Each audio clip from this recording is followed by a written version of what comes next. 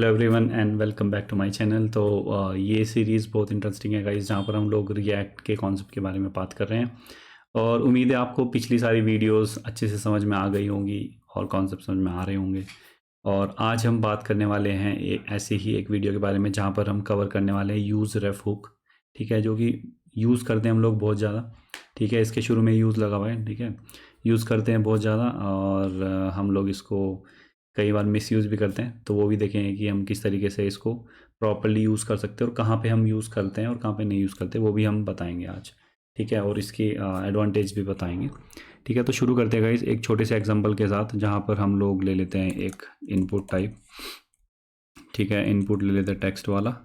तो बेसिकली हम यहाँ करने क्या वाले हैं, हम बेसिकली अगर किसी बटन पर क्लिक करें तो हम फोकस करेंगे। तो पहला एक छोटा सा एग्जांपल लेंगे। ठीक है, फोकस इनपुट। ठीक है, जिससे कि आपको ये समझ में आ जाए कैसे हम यूज़ रेफ हुक को यूज़ करते हैं। ठीक है, तो अब यूज़ रेफ हुक को यूज़ करने के लिए सिंपली एक कॉन्स्ट डिफाइन कर लेंगे, let's say input ref.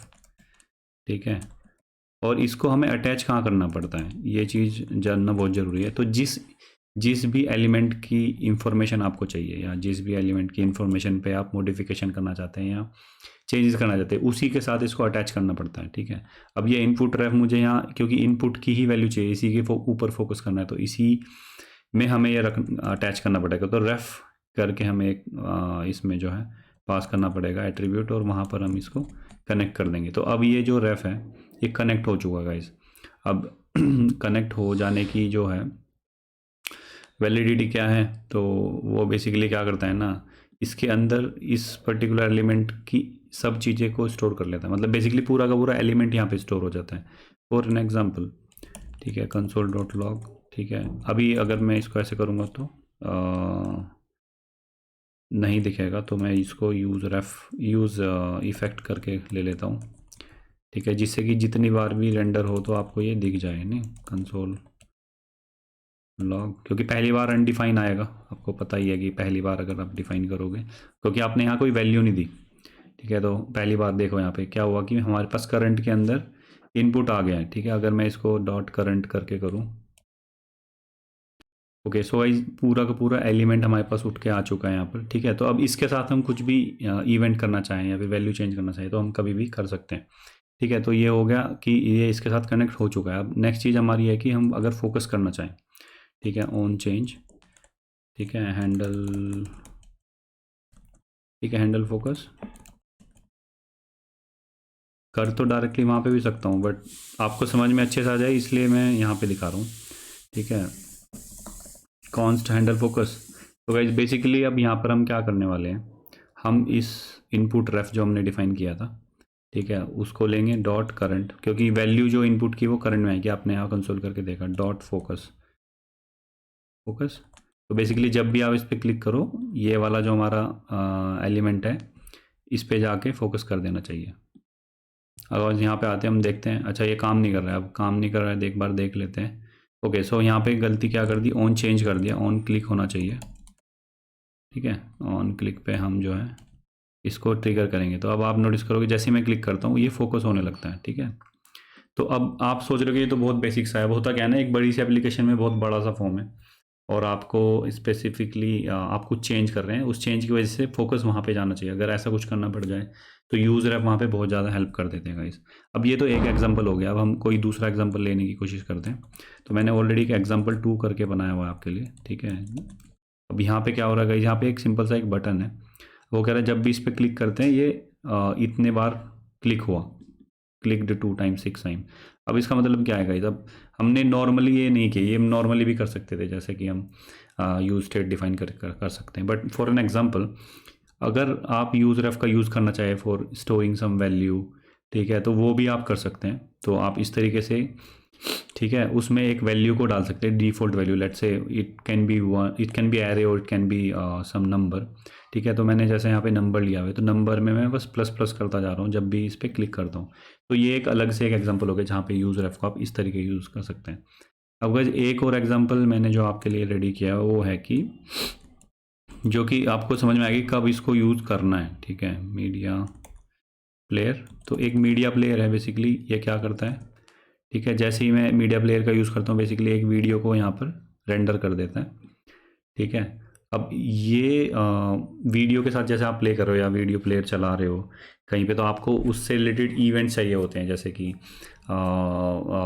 On seeking, ठीक है, कि प्ले हुआ या एंड हुआ, ये सब इवेंट चाहिए। तो इस प्लेयर के अगर आप इवेंट चाहिए होंगे आपको, तो आप कैसे करोगे? तो यूज़ रेफ यहाँ पे बहुत ज़्यादा हेल्प करता है। तो यहाँ पे कुछ नहीं, हमने एक रिएक्ट प्लेयर लाइब्रेरी होती है उसका यूज़ किया हुआ है और वहाँ पे सिंपली अपनी वीडियो को लोड किया हुआ है। सो गाइस, ये जो हमारा रिएक्ट प्लेयर है ना, अब हमें किसी किसी इवेंट के ऊपर इसकी वैल्यू चाहिए, इसके बारे में उसकी करंट वैल्यू चाहिए या कुछ भी, या उस पर जो जो मेथड्स हमारे पास अवेलेबल है वो चाहिए। तो अब हमें अगर ऐसा चाहिए हो डिटेल्स, तो हमें क्या करना चाहिए? यूज़ रेफ इसके साथ कनेक्ट कर देना चाहिए।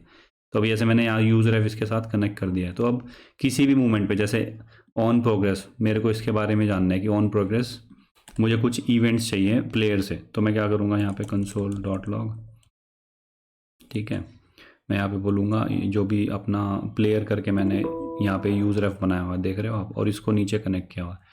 तो मैं यहाँ पे इसको कंसोल लॉग करूँ अगर, तो आप यहाँ पे क्या नोटिस करोगे? जैसे ही ये वीडियो चल रही है ना हर एक सेकंड पे, तो मेरे को अपने प्लेयर की वैल्यू मिल रही है। इसके अंदर क्या क्या मिल रहा है? अब देखो, प्लेयर के सारे इवेंट मिल जा रहे हैं, जैसे कि यहाँ पर ठीक है, सीक टू, ठीक है, और जैसे कि गेट इंटरनल प्लेयर, ठीक है, गेट ड्यूरेशन, ठीक है, ये सब चीज़ें आपको मिल जाएगी जो कि आप शायद यूज़ करना चाहो। गेट करंट टाइम, तो ये सब मेथड आपको मिल जाते हैं डायरेक्टली इस प्लेयर के अंदर। तो हम क्या कर रहे हैं यहाँ पर इस पर्टिकुलर कंपोनेंट के अंदर, मैं क्या कर रहा हूँ? तो आप अगर नोटिस करो, मैं इसको क्लीन करके रीलोड करता हूँ, तो मैं कर क्या रहा हूँ कि अगर मैं किसी भी टाइम इसको स्किप करना चाहूँ वीडियो को, मैं, ठीक है, तो मैं यहाँ कर क्या रहा हूँ गाइस, आप नोटिस करो, अगर मैं वीडियो यहाँ तक चल गई, मान लो आपकी ये, ठीक है, कहीं किसी जगह तक चली हुई है वीडियो, ठीक है, जैसे मैंने वीडियो चला दी, मैं अगर आगे जाना चाहूँ, ठीक है, तो ये वापस उसी पुराने वाले अपने टाइम पर ले आता है इसको। अब गाइस ये कैसे हो रहा है? अब ये हो इस तरीके से रहा है कि मैं इन प्रोग्रेस, ठीक है, करंट टाइम को जो है स्टोर कर ले रहा हूँ।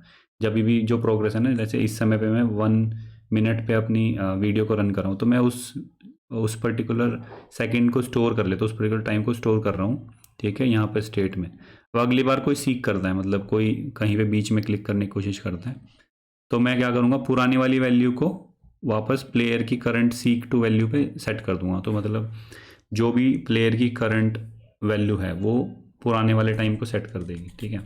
तो बेसिकली इस तरीके से आप किसी किसी जगह पे अपनी एप्लीकेशन के अंदर अगर आपको यूज़ रेफ यूज़ करना है और किसी एलिमेंट की या किसी प्लेयर की, मेनली प्लेयर कैनवास जो हम यूज़ करते हैं, ठीक है, ठीक है, कैनवास अगर हम यूज़ करते हैं HTML5 का, ये वाला HTML कैनवास, तो इन सब में यूज़ रेफ बहुत ज़्यादा हेल्प करता है गाइस, ठीक है। अगर आप canvas use ref in React भी सर्च करोगे ना, तो आपको बहुत सारे एग्जांपल्स मिल जाएंगे। तो कैनवास के साथ हमें उसके इवेंट्स वगैरह मिल जाते हैं, तो ईजीली आप कैनवास के साथ प्ले कर सकते हैं जब आप यूज़ रेफ यूज़ कर रहे होते हैं। इस तरीके से देखिए, यहाँ पर आप कनेक्ट कर सकते हैं और इसके बारे में आपको डिटेल्स मिल जाती हैं, ठीक है, जो कि आपको मान लो उस कैनवास का प्ले करने में हेल्प करती हैं।